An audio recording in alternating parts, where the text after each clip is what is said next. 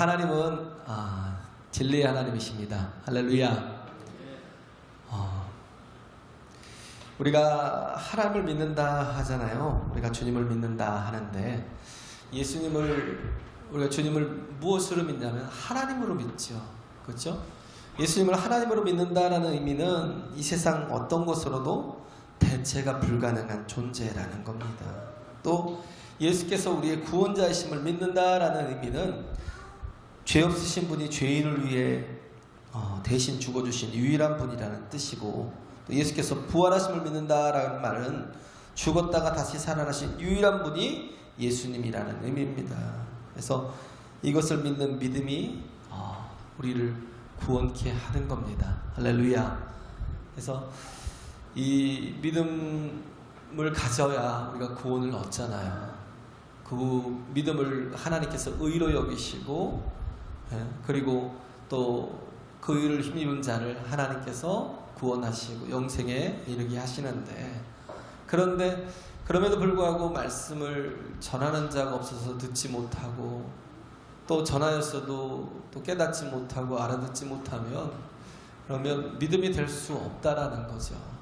그래서 우리가 어떠하든지 전하는 그런 사역이 하나님께서 먼저 믿은 자에게 주신 그런 사명이라는 겁니다. 할렐루야.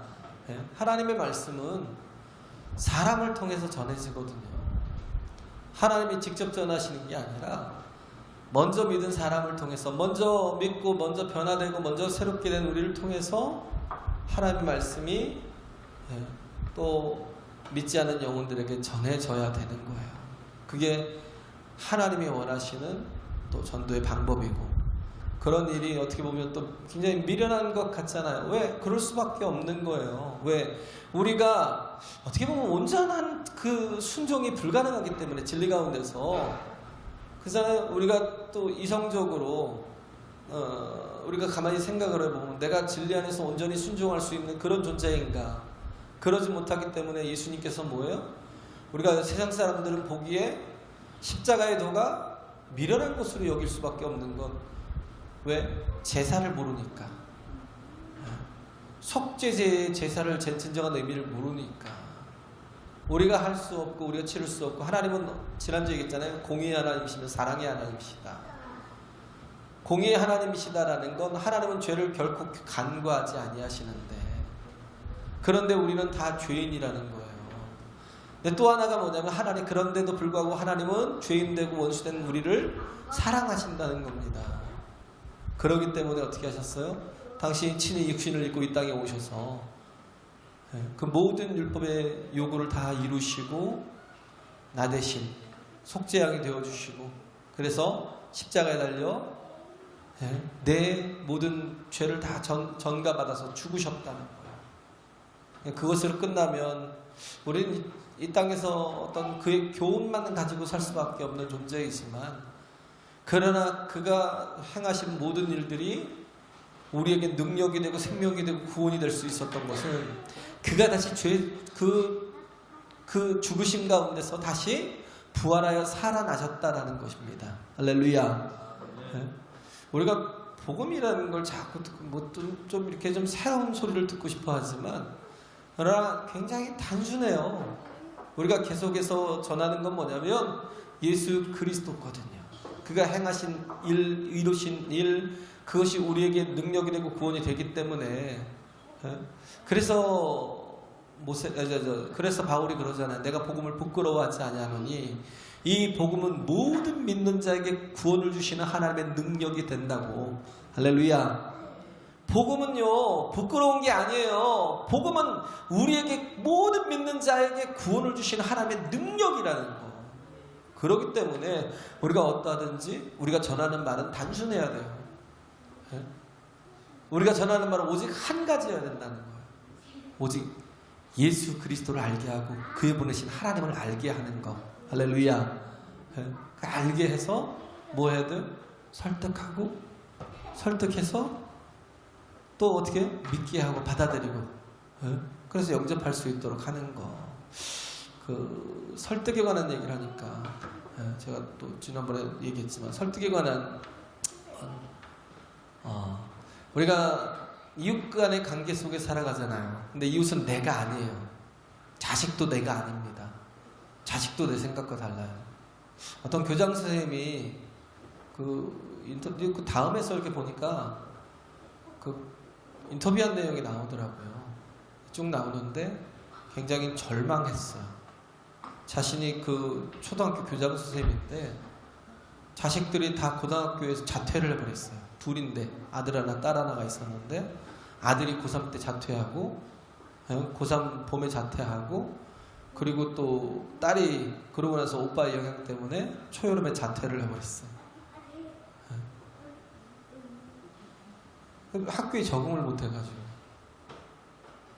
가만히 생각해보는 건 내가 도대체 이들을 위해서 열심히 안 한 것이 뭐고 내가 이들을 위해서 잘못한 것이 뭐지? 아무리 생각해봐도 결과가 안 나오는 거예요. 근데 애들이 집에 틀어박혀서 그때부터 공부도 안 하고 공부를 하겠다고 그냥 이렇게 검정고시 봐서 그래서 대학을 가는 게 더 빠르겠다라고 그렇게 해서 자퇴를 하고 근데 계속 이제 설득을 하는 거죠. 끊임없이. 엄마 아빠는 계속 안 된다고 그러고 얘네들은 결국은 우리 친구 중에 그런 애가 있었다 하면서 검정고시를 봐서 그렇게 가는 게 훨씬 더 좋은 학교를 가고 더 이렇게 결집력 있게 공부를 해서 그런 걸 할 수 있다라고 그렇게 하면서 이렇게 자퇴를 했는데 그럼 공부는 안 하고 집에 방에 틀어박혀 앉아갖고 컴퓨터를 하고 계속 게임을 하니까 휴대폰을 뺏어버리고 컴퓨터의 그 저기를 다 전원을 다 잘라버리고 그걸 쓰지 못하게 만드니까 방에서 나오질 않는 거예요. 한 2년 동안을 그랬던 것 같아요. 소통이 안 되는 거예요. 사실은 정말 교육적인 입장에서 또 교육자이고 잘 할 수 있고 얘네들을 잘 이렇게 이끌어서 결국은 성공시킬 수 있다라고 생각을 했는데 전혀 소통이 안 된 거예요. 설득이 안 되고 소통이 안 되고 그러니까 관계가 다 깨어진 거예요. 자녀도 그러잖아요.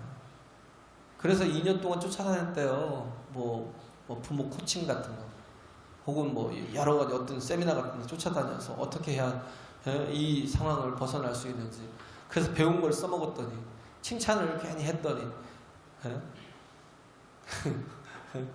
딸이 그냥 수저를 탁 내팽개치면서 어디서 배운 걸 또 써먹고 있냐고 그러면서 문을 쾅 닫고 들어가서 나오질 않더래요. 밥 먹는 것도 거의 같이 못 먹고 나오는 데는 너무 막 그 아이들을 또 협박하다 보니까 그 아이들이 막 죽이려고 달려들더래요. 잘못하면 내가 죽겠다는 생각도 하고 잘못하면 아이들이 저러다가 자살하겠다 생각이 들더라고요. 그래서 굉장히 괴로워하고 그 생각을 했대. 하나님 오늘 밤에 이 심장이 좀 멈춰주게 해달라고. 하나님 오늘 밤에 이 심장이 좀 멈춰져서 내가 내일 아침에는 천국 가 있었으면 좋겠다고 그런 생각을 했다는 거예요. 자식도 내가 아니에요. 뭐가 필요하냐면 소통이 필요해요. 설득이 필요하고 소통이 필요해.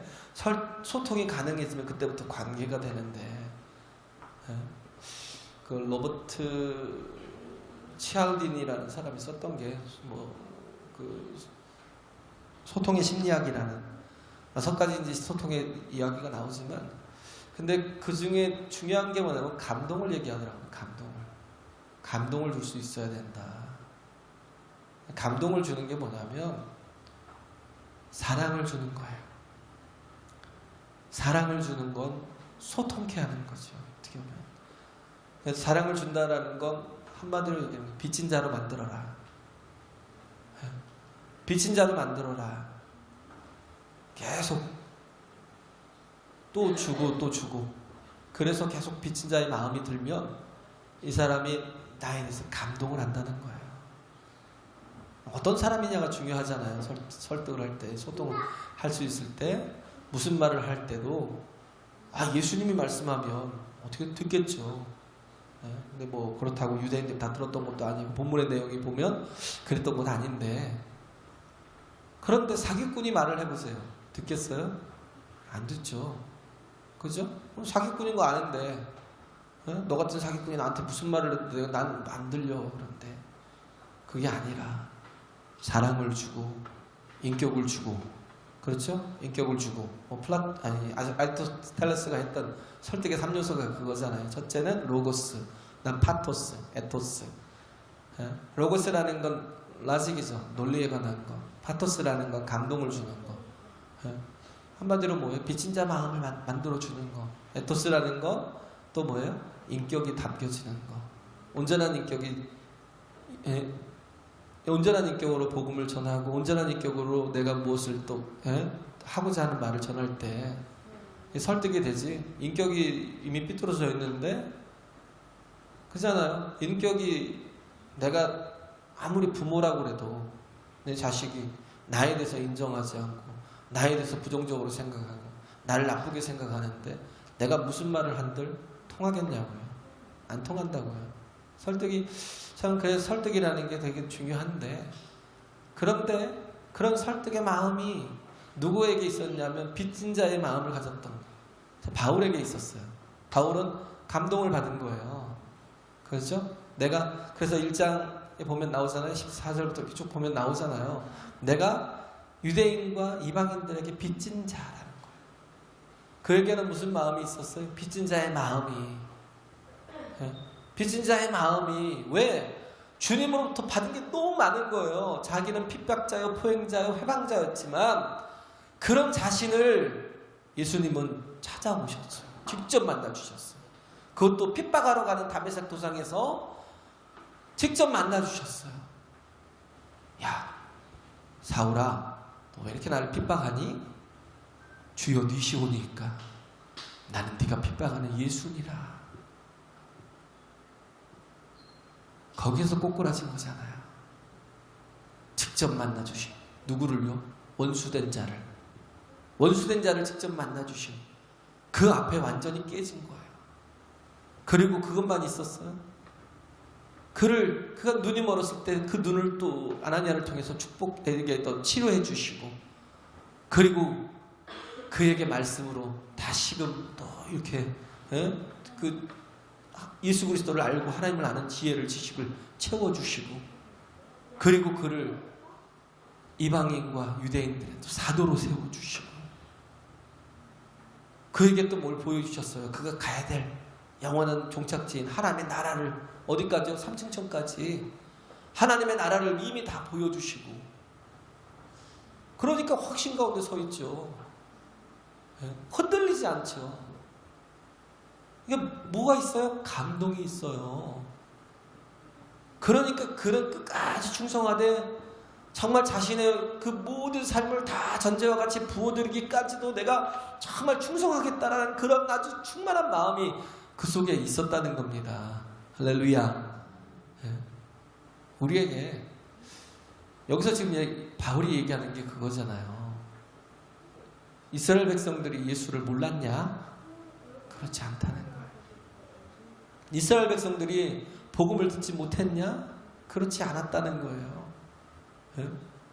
그러면서 모세의 이야기를 인용하고, 신명기 32장에 있는 모세의 이야기를 인용하고, 또 이사야서 65장에 있는 또 이사야의 표현을 이용하면서, 그럼에도 불구하고 저희들이 들었지만 듣지 않았다라는 거예요. 들었지만 순종하지 않았다는 거예요. 보면 17절에 있는 말씀, 11절에 있는 말씀이 그렇잖아요. 17절에 있는 말씀은 그렇잖아요. 믿음은 들음에서 나며 들음은 그리스도의 말씀으로 말미암느니라. 그래서 믿음의 온전함은 뭐냐면 순종이거든요. 믿음은 결국은 뭐예요? 순종으로 그 열매가 드러나요. 그죠? 근데 믿음이 순종까지 가기에는 제가 얘기했잖아요. 감동이 필요하다. 빚진 자의 마음이 필요해요. 그걸 뭐라고 하냐면 감사라고 해요. 감사하는 믿음이 있을 때 순종이 가능한 거예요. 그래서 믿음은 들음에서 난다. 앞에 들음은 히어링이에요. 그런데 또 뒤에 들음은, 그죠? 들음은 그리스도 예수의 말씀으로 말미암았느니라라는 것. 뒤에 들음은 doing이라는 거예요. 이게 뭐예요? 순종. 믿음은 하나님의 말씀이 내게 들려서 내가 들을 때 그것이 내게 믿음이 되는데, 그 다음에 또 이렇게 들음은, 이거는 뭐예요? 순종이라는 거예요. 그리스도 예수의 말씀을 따라가는 순종. 우리에게 순종이 없을 수 있어요. 믿음이 있다 하는데 뭐가 없어요? 순종이 없을 수 있어요. 들어도 불순종할 수 있어요. 왜? 내가 판단하니까. 그죠? 내가 판단의 주체가 되니까 들어도 불순종이 가능한 거예요. 요나가 어떻게 보면 많은 선지자를 통해서, 모세로부터 또 많은 선지자를 통해서 예수 그리스도에 대해서 계속 소개해 왔고, 그리고 또 마지막 또 선지자인 요한의 소개를 받아서, 침례 요한의 소개를 받아서 예수께서 등장하셔서 예수께서 자신의 그 삶을 통해서 복음을 말씀하시고 복음의 능력과 구원과 또 하시는 모든 일들을 다 보여주시고 알게 하셨어요. 이런 모든 것들을 알았지만 그러나 뭐예요? 순종치 않았다는 거예요. 듣지 못한 게 아니라 순종치 않았다는 거예요. 요나가 들었잖아요. 하나님께서 니느웨로 가라 하는 하나님 말씀을 들었지만 요나는 그 말씀에 순종치 않고 어떻게 했어요? 다시스로 갔어요.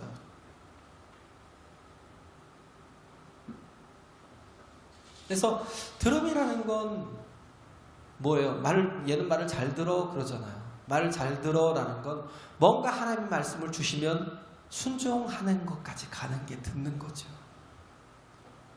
그래, 들었어. 너 엄마가 아까 얘기했잖아. 그래, 들었어. 왜 안 했어? 나 바빠. 그죠? 나 바빠. 순종이 안 되면. 하나님도 그러잖아요. 하나님도 말씀하셨지만 요나가 왜 순종해야 돼요? 죽일 놈들인데. 그렇잖아요. 내가 왜 그 사람들한테 복음을 전해야 돼요? 멸망해도 시온찮을 판. 목을 다 베갖고 쳐 죽여도 시온찮을 판에 저놈들을 왜 내가 복음을 전해서 회개케 해서 그 멸망에서 내가 또 다른 구원의 기회를 줘야 되느냐. 요나가 그랬어요. 자기 생각이 있으니까. 하나님의 마음을 알지 못하니까. 들어도 순종이 불가한 거예요. 여전히 자기 생각이 있으니까. 하나님의 마음이 나 같은 정말 원수된 자라도 바울에게는 그런 마음이 있었어요. 바울이 이방인의 사도라고 이렇게 자신을 얘기를 했지만 정작 바울이 처음에는 유대인들만 찾아다녔어요. 어디를 가든지 어딜 다녔어요? 회당만 찾아다녔어요. 회당만. 왜? 그들이 먼저 복음을 알아야 돼요. 그들에게 복음을 전해야 된다는 사명이 있었기 때문에. 그럼에도 불구하고 그들이 그 복음을 받지 않고 핍박을 하고 바울을 정말 죽이려 하고 공경에 처하게 만들고 그런 많은 일들을 겪으면서도 그는 그 끈을 놓지 않았어요. 왜? 아버지의 마음을 알기 때문에. 왜? 자신을 그렇게 하나님이 품어주셨기 때문에. 그래서 여기 21절에 있는 말씀이 하나님께서 어떻게 해요? 이스라엘을 대하여 가라사대 순종치 아니하고 거스려 말하는 백성에게 내가 종일 내 손을 벌렸노라 하셨느니라. 내가 종일 내 손을 벌렸다는 거예요. 이게 아버지 마음이라는 거예요. 아무리 탕자라도, 아무리 정말 아버지 재산을 다 가져다가 창기와 함께 다 탕진한 그 탕자라도 아버지는 그 아들이 너무 사랑스럽고 보고 싶고 동구 밖에 나가서 그래서 매일 이놈이 언제 깨져서 돌아오나, 언제 이제 마음을 좀 돌이켜서 회개하고 돌아오나 그러면서 두 팔을 벌리고 기다리고 계시는 거예요. 바울은 이 아버지의 마음을 알았던 겁니다. 할렐루야. 이 갭을 어떻게든 깨려 하는 게, 그래서 정말 자신이 그 빚진 자의 마음이 있기 때문에 내가 이방인들에게만 빚진 자라고 말한 게 아니에요. 내가 유대인과 이방인에게 빚진 자라는 거예요.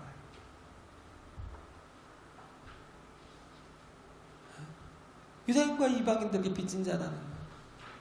우리는 착각할 때가 있어요. 순종이라는 건 그리스도의 말씀으로 말미암는다고 하잖아요. 그런데도 불구하고 우리는 착각을 하는 게 뭐냐면 내가 선을 행함이 하나님의 뜻이다라는 걸 그렇게 생각을 해요.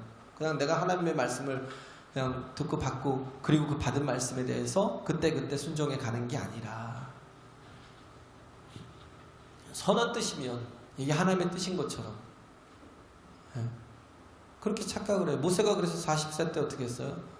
자기 힘을 가지고 자기 백성들을 구원하려 했지만 그러나 그때는 하나님께서 역사하지 않으셨어요. 이스라엘 백성들도 거기에 호응하지 않았어요. 자기는 분명히 이렇게 하는 게 하나님의 뜻일 거라고 생각을 하고 이렇게 하는 것이 내가 옳은 길로 가는 거라고 생각했지만 그러나 그게 하나님의 뜻이 아니었다라는 거예요. 아브라함도 마찬가지잖아요. 아브라함도 하나님께서 내게 아들이 있으리라 그랬어요. 근데 기다려도 아들을 주시지 않으니까 아브라함이 어떻게 했어요? 그 다급한 마음에 사라랑 상의를 해가지고 하갈을 통해서 아들을 낳았어요. 왜? 하나님 주신다고 그랬는데 아직도 안 주시니까 자기 방법으로 내 힘으로 하겠다라는 거예요. 어차피 이렇게 얻나 저렇게 얻나 하나님이 거기서 말씀하시잖아요. 반드시 네 아내 사라에게서 내가 내 아들을 주리라. 우리가 선한 것으로 판단해서 하나님의 뜻처럼 우리가 생각하고 나가면 우리는 그것조차도 하나님 앞에 불순종이 될 수 있다라는 거. 중요한 건 뭐냐면 하나님께서 내게 말씀하시는 걸 듣는 겁니다. 할렐루야. 이게 겸손이에요. 그죠? 우리 아까 겸손 찬양을 했던 것처럼 이게 겸손이라고요. 하나님 앞에 순종할 수 있는 거. 우리가 변하지 않으면 사람들은 우리를 통해서 정말 하나님의 음성을 전혀 들을 수도 없고 우리 또한 하나님 안에 속해 있다면서도 계속 불순종하며 살 수밖에 없는 강팍한 인생이 될 수밖에 없다라는 겁니다.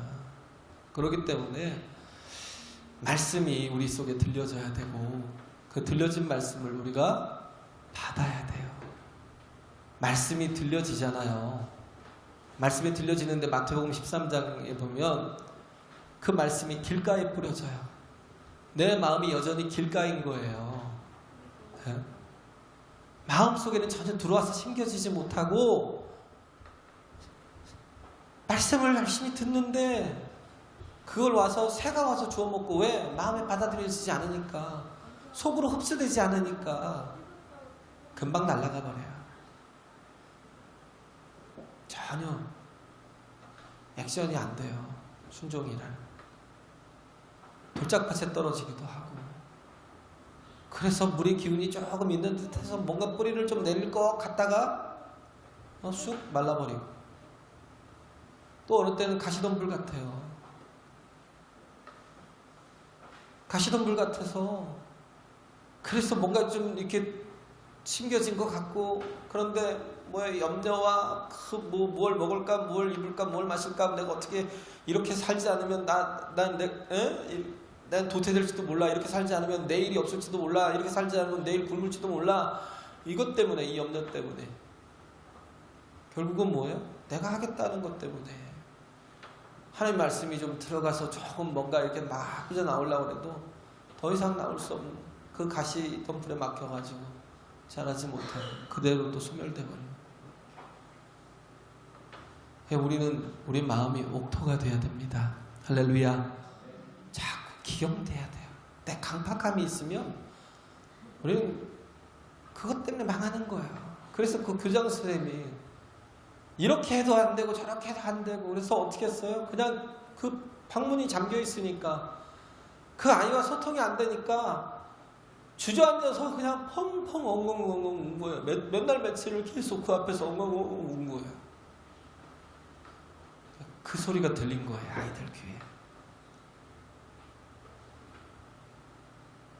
엄마의 마음이 들린 거예요. 학교 가서도 애들이 이렇게 수업 시간에 이렇게 보면 뭐 선생님이 좀 뭔가 일이 있어갖고 교장 선생님이 대신 들어가서 이렇게 반에 들어가서 앉아 있으면 수업 시간에 종을 쳐고 막 그렇게 했는데도 애들이 막 웅성웅성 떠들고 막 그런 거예요. 근데 이것들이 왜 떠들어? 어? 왜 수업 시간 이게 종을 쳤는데도 왜 떠들지? 막 이러고 있다가 갑자기 깨달은 게, 여기 와서 앉아 있는 것 자체가 기적이다.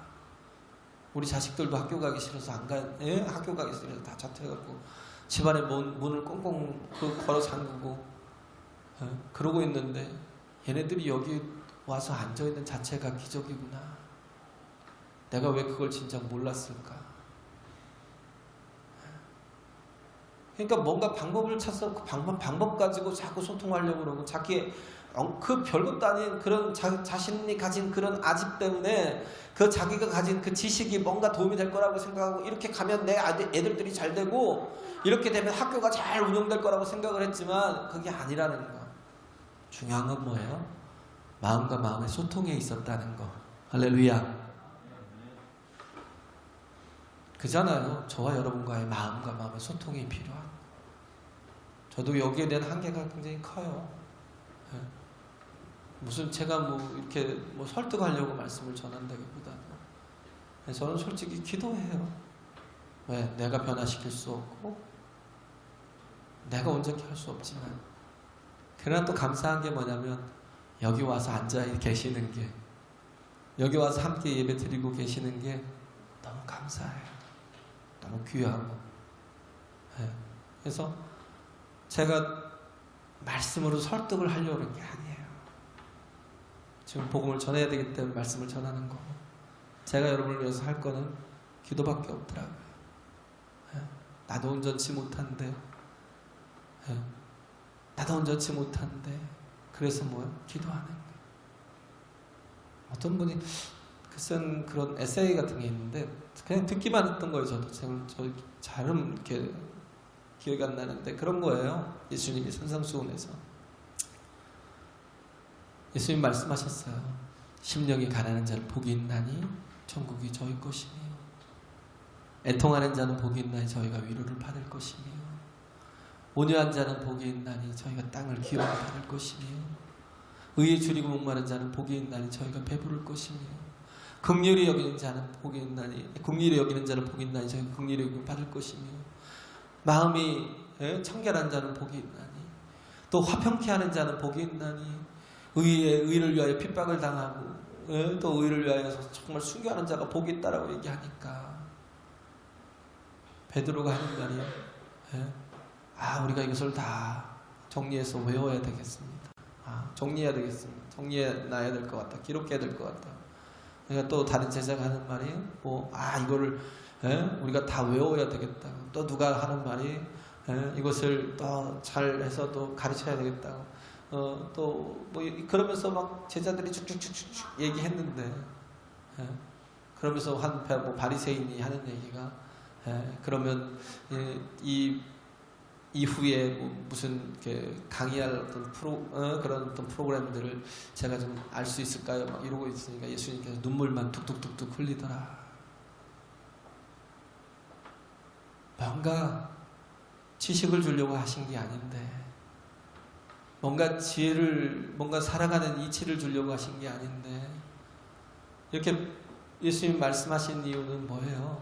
아버지의 마음을 알라는 거예요. 할렐루야. 하나님과 소통하라는 거예요.